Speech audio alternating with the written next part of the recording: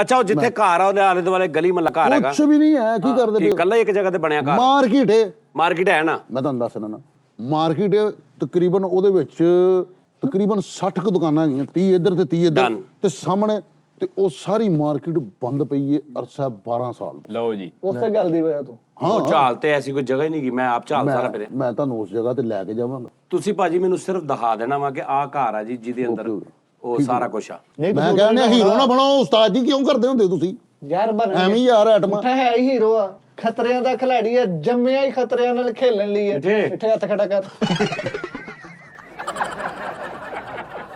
ਚਲੋ ਠੀਕ ਹੋ ਗਿਆ, ਚਲੋ। ਮਿੱਠੇ ਆਵਾਜ਼ ਹੀ ਨਹੀਂ ਨਿਕਲੀ ਤੇਰੀ, ਸਹੀ ਨਹੀਂ ਡਰਿਆ, ਫੇਕ ਡਰਿਆ। ਉਸਤਾਦ ਜੀ ਉਹ ਖਤਰਿਆਂ ਦਾ ਖਿਲਾੜੀ ਹੈ। ਉਹ ਨਹੀਂ ਉਹ ਭਰਾ, ਮੈਂ ਖਤਰੇ ਦਾ ਕੋਈ ਮੈਂ ਕਿ ਤੂੰ ਦੀਵਾਰ ਨੂੰ ਹੱਥ ਲਾ ਕੇ ਆ, ਮੈਂ ਤੈਨੂੰ ਗੱਡੀ ਲਿਖ ਕੇ ਦੇ ਦਾਂਗਾ ਕਿ ਮੇਰੀ ਗੱਡੀ ਤੇਰੀ ਆ। ਉਹ ਭਰਾਵਾ ਅੱਲਾ ਤੇਰੇ ਹੱਥ ਕਰੇ, ਤੁਸੀਂ ਮੈਂ ਰਾਜ਼ੀ ਹਾਂ। ਤੁਸੀਂ ਚਿੱਟਿਆ ਚੂੜਾ ਕਰਾ ਲਿਆ ਮੇਰੇ ਕੋਲ, ਆਹ ਵੇਖੋ ਮਾਫੀਪੁਰ ਕਰਾ ਵੀ ਮੈਨੂੰ ਉੱਥੇ ਭੇਜਣੇ, ਮੈਂ ਜਿਹਨੂੰ ਸ਼ਵਾਰਮਾ ਫੜਾ ਕੇ ਆਉਣਾ ਬਾਅਦ ਜਾਣ ਕੇ। ਠੀਕ ਹੈ, ਤੇ ਮੇਰਾ ਆਪਣਾ ਹੱਥ ਖੜੇ ਆ ਭਾਤ ਭੇਜ ਸਾਨੂੰ। ਚਲੋ ਭਰਾਵਾ, ਕੋਈ ਬਾਵਾ ਅੱਡੇ ਬੱਚਾ ਆਪਣਾ ਪੁੱਤਰ ਆ ਮਰਨਾ, ਉਸਤਾਦ ਤੋਂ ਜ਼ਿੰਦਗੀ ਕੁਰਬਾਨ ਹੋ ਜਾਏ, ਇਹਦੇ ਨਾਲ ਵੱਡੀ ਕਿਹੜੀ ਗੱਲ ਹੈ? ਲੱਗ ਜੂ ਪਤਾ, ਜੋ ਜਿੰਨੇ ਬੋਨਸ ਬਣਾਈ ਨਾ, ਘਵਾ ਮਾਰਿਆ ਕੱਲਾ ਐਡਾ ਕਿਹੜਾ ਜਿੰਨ ਇੱਥੇ ਅੰਦਰ ਕਿਤੇ ਟੋਕੇ ਛੁਰੀਆਂ ਲੈ ਕੇ ਬੈਠਾ ਕਿਤੇ ਫੱਟੇ ਤੇ। ਪੈਰ ਨਹੀਂ ਜਿਹੜੇ ਪੈਰ ਯਾਰ ਇੰਜ ਜੁੜਦੇ ਵੇਖੇ ਮੈਂ। ਕਿਹਦੇ ਰਿਲੇਟਿਵ ਆਪਣੇ ਦੇ ਯਾਰ, ਉਹਦੇ ਕਿਤੇ ਸ਼ੂਗਰ ਲੋ ਹੋਇਆ। ਪੈਰ ਜੁੜਦੇ ਕਿੱਦਾਂ? ਮਤਲਬ ਲਾਈਕ ਆ ਪੈਰ ਆ ਬਿੰਦੇ ਹੋ ਗਏ ਉਸਤਾਦ ਜੀ, ਜਿਵੇਂ ਅਸੀਂ ਹੱਥ ਨਹੀਂ ਇੰਜ ਕਰ ਲਏ, ਹਾਂ ਮੈਂ ਪੈਰ ਇੰਜ ਵੇਖੇ ਨੇ।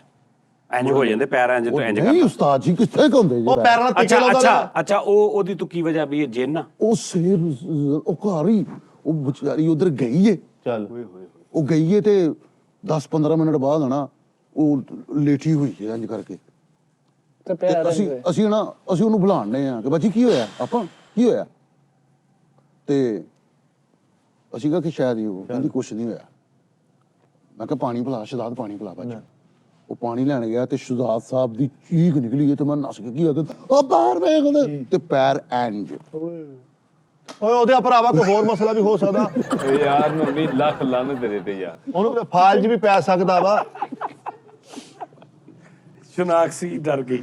ਸਟੈਚੂ ਵਾਲਾ ਕਰਦੇ ਆ ਓ ਯਾਰ ਉਹ ਮੈਂ ਵੇਖਣੇ ਆ ਪੈਰ। ਯਾਰ ਉਸਤਾਦ ਜੀ ਮਿੱਠੇ ਦੇ ਅੱਗੇ ਹੀ ਵਿੰਗੇ ਆ, ਤੁਸੀਂ ਲਿਆਓ। ਕਿਉਂ ਜੀ? ਇੰਜ ਪੈਰ। ਯਾਰ ਤੂੰ ਮੈਨੂੰ ਦਿਖਾਉਣਾ, ਯਾਰ ਤੂੰ ਮੈਨੂੰ ਦਿਖਾਉਣਾ ਵਾ, ਮੈਂ ਜਾਣਾ ਉੱਥੇ ਯਾਰ। ਤੇ ਮੈਂ ਬਾਹਰ ਨੱਸਿਆ ਤੇ ਇੱਕ ਗਰਜਦਾਰ ਆਵਾਜ਼ ਆਈ, ਬਾਹਰ ਨਾ ਜਾਈ।